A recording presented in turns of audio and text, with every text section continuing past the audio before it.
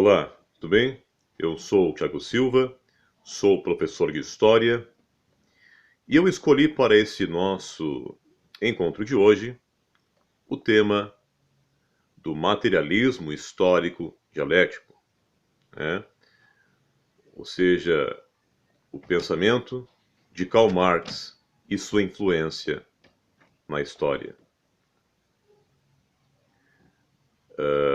De fato, esse é um tema muito estudado também na sociologia. E a sociologia e a história devem andar juntas, pois é a partir dos estudos sociológicos que nós conseguimos compreender de forma mais ampla os fatos históricos, compreender as questões sociais, políticas e filosóficas que de fato influenciam esses movimentos. Pois bem, o materialismo histórico e dialético, basicamente, ele é uma interpretação da história a partir de um aspecto material, né, dos aspectos físicos, aspectos materiais necessários para a subsistência de uma sociedade, da forma como as sociedades se organizam para produzir materialmente aquilo que é necessário para a sua sobrevivência. A partir desta perspectiva materialista da história, Karl Marx desenvolve o conceito de determinismo econômico, né? Ou seja, a concepção de que a economia de uma sociedade, né, ou melhor, a forma como a sua economia está organizada, vai determinar todas as demais relações sociais. E essas relações podem ser compreendidas como as lutas de classes. As lutas de classes são, para Marx, o grande motor da história, né? Todas as transformações revolucionárias das sociedades são em decorrência das lutas de classes.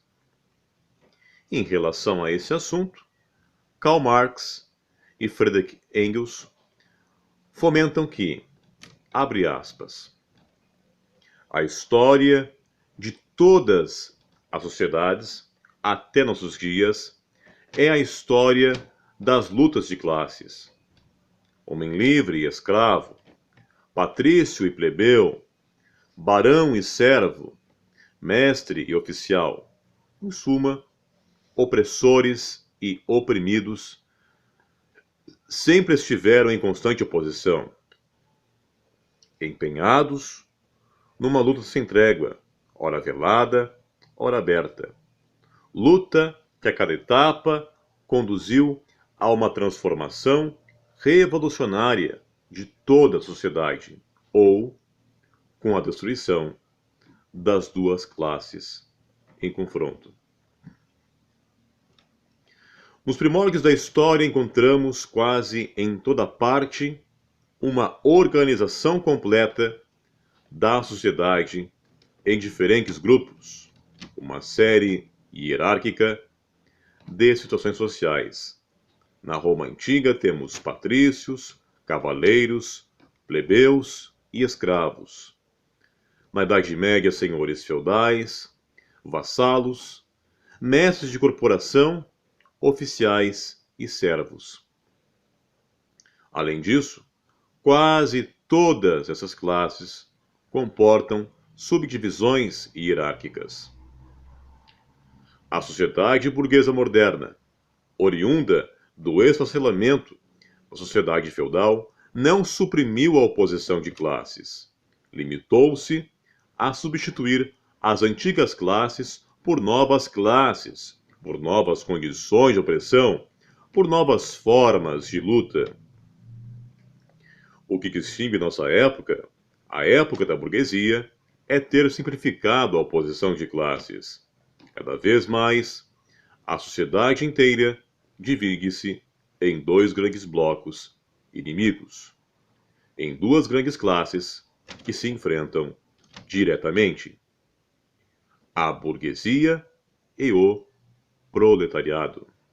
Fecha aspas. Karl Marx não apenas afirma que as lutas de classes são o grande motor da história, né, que todas as transformações revolucionárias são em decorrência das lutas de classes, como ele também fomenta a luta do proletariado contra a burguesia. E, posteriormente, a tomada do poder pelo proletariado, né, com o fim de plantar uma nova sociedade. Uma sociedade sem classes. Uma sociedade que, segundo ele, seria a ideal. A sociedade socialista, né? E, posteriormente, a sociedade comunista. Nesse processo da tomada do poder pelo proletariado, teria início, então, o que Karl Marx e Engels chamaram de ditadura do proletariado. Nesse processo, o Estado tomaria os meios de produção dos capitalistas e passaria a ser o proprietário, levando ao fim a propriedade privada, o que também levaria ao fim a exploração do trabalho.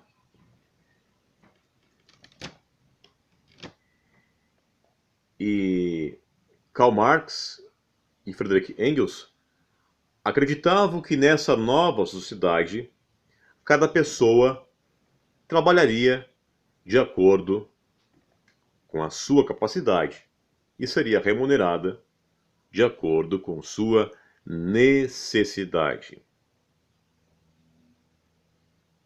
Para Marx e Engels, quando a sociedade atingisse a plena igualdade, com prioridade dos interesses coletivos sobre os individuais, não seria mais necessário a existência do Estado, que desapareceria. Essa nova etapa corresponderia ao comunismo. E é justamente este pensamento dos filósofos Karl Marx e Friedrich Engels, né, fundadores do socialismo científico, o marxismo também é chamado de socialismo científico, eles vão influenciar vários movimentos históricos. Né? Daí a sua importância, a importância de compreender este pensamento. Né? Não só na questão de interpretação da história, mas também compreender o seu pensamento e sua influência no mundo. Vai influenciar movimentos como a Revolução Russa de 1917, a Revolução Cubana de 1959 e até mesmo alguns movimentos guerrilheiros aqui no Brasil durante o período da ditadura militar. Bom, se a Rússia era de fato socialista, ou se Cuba é socialista, eu não vou entrar nesse mérito, tá? Até porque esses eventos, esses momentos históricos serão estudados nos próximos vídeos. E por hoje é isso, gente. Espero que vocês tenham compreendido um pouco, né, sobre a teoria marxista. E bons estudos e até a próxima.